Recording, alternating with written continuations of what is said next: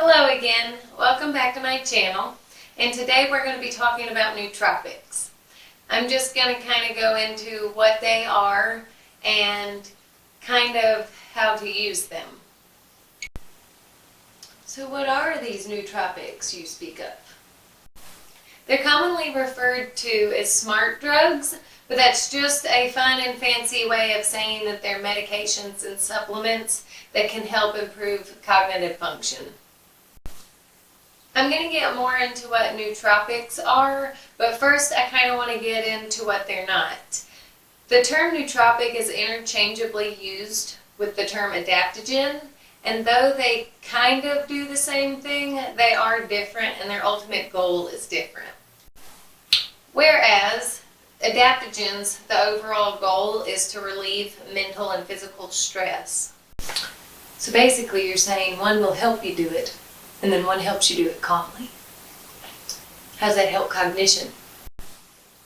Now, it helps our cognition and helps our brains function on a higher level by improving memory retention, also increasing alertness and focus, but my personal favorite, it dilates the blood vessels so that it can carry more oxygen and glucose into the brain and cells, therefore enhancing overall performance. Surely I and the general public have never heard of such things. Nootropics are probably a lot more common to you than you expect. There are a couple of different categories to them. So the first ones we're going to start out with is natural. More than likely you've heard of some of these, if not most all of these. Now the ultimate goal of a nootropic is to improve cognitive performance and function. As for natural nootropics, we have caffeine, L-theanine, 5-HTP, GABA, magnesium, creatine, ginseng root, ashwagandha, and choline. Now I know that most adults, especially in the United States, drink coffee. So if you don't drink coffee, you probably drink energy drinks or soda. Now, that is a nootropic, caffeine, and so you are ingesting them at some point in time, so you've probably heard of at least caffeine.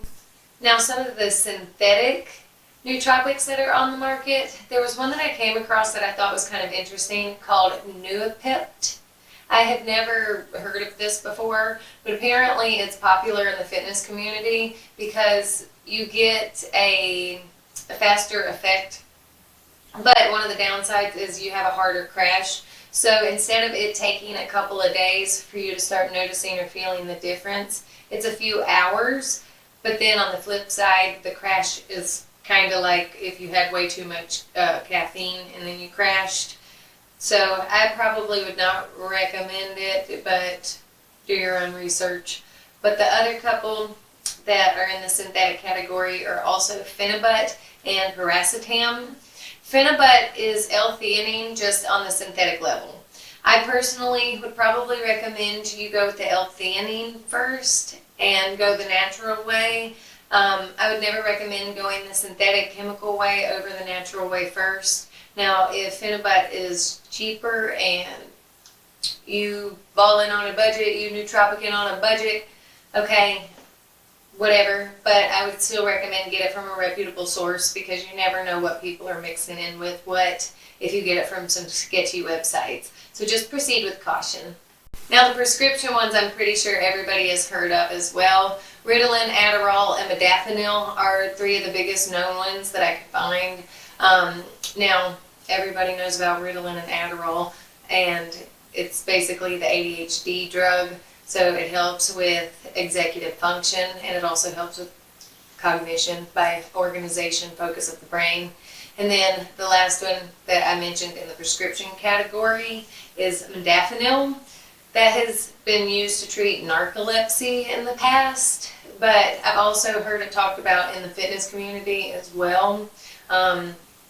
Once again, if you're interested in that, maybe talk to your doctor, but they probably won't prescribe it if you're not narcoleptic. But once again, there's probably a natural alternative that would suit you better anyway. So I would do my own research into that if I were you, or if that's something that's interesting to you as well.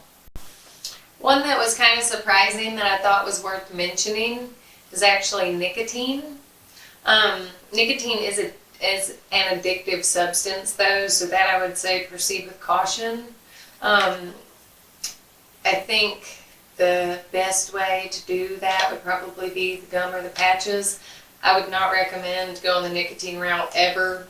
It promotes alertness and focus, but I think that there's other, better, more natural ways to achieve those goals.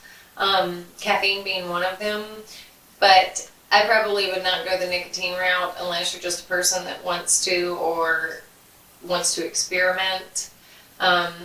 Anyway, I just thought that that was interesting and I would mention it. Well, I found all of those quite surprising, not just the nicotine. Basically, nootropics are also split into two categories. Ones that you can build a tolerance to and ones that you can't. Now, the ones that you could build a tolerance to would be something like caffeine, whereas something that you could take indefinitely every day with little or no side effects would be creatine. In all of my research, I found nootropics and adaptogens work best when they're taken together or stacked, which brings me to my last point about stacking nootropics. Well, that just sounds great. Sounds like there's no other way this could even be improved upon. Sounds like if you just take one of them by yourself, it just does everything great, right? So the last thing I wanted to talk about today was stacking. And stacking just basically means that you take more than one together, or you take a combination of things together. So basically, you can stack nootropics and adaptogens together. That's why they're interchangeably used, because a lot of them hit the same kind of pathways in the brain and in the body, and they do some of the same kind of things, but their overall goals are different. So I think that the differentiation is important. But stacking, it said that it can make some combinations work better. So, like, I guess for example, the chemicals are good on their own, but when they hold hands, they're better. Well, this stacking thing really sounds amazing, taking something even better, making it the best. So, what you mean to tell me is that when these chemicals are used by themselves, they're good, but then when they hold hands, they're the best they can be. Some of the popular stacks that I did come across in my research was caffeine and L-theanine, and then 5-HTP and rhodiola. I think everybody should look into their own kind of supplement stacks and their own kind of nootropic stacks, what works best for your brain. I mean, I can list out all the nootropics that I take during the day. Some of them I wouldn't call stacks because I do take some in the morning and some at night. I do find some things are more beneficial at bedtime and some things are more beneficial at the beginning of the day. But once again, I believe all of that is also up to your individual self, and that is something that you should figure out. I hope you enjoyed this video and the information in it. If you did, please leave a like down below and hit subscribe. Click around and see if you like any other videos on my channel. If you do, please find me on Instagram and Facebook. And I hope you have a wonderful and healthy day.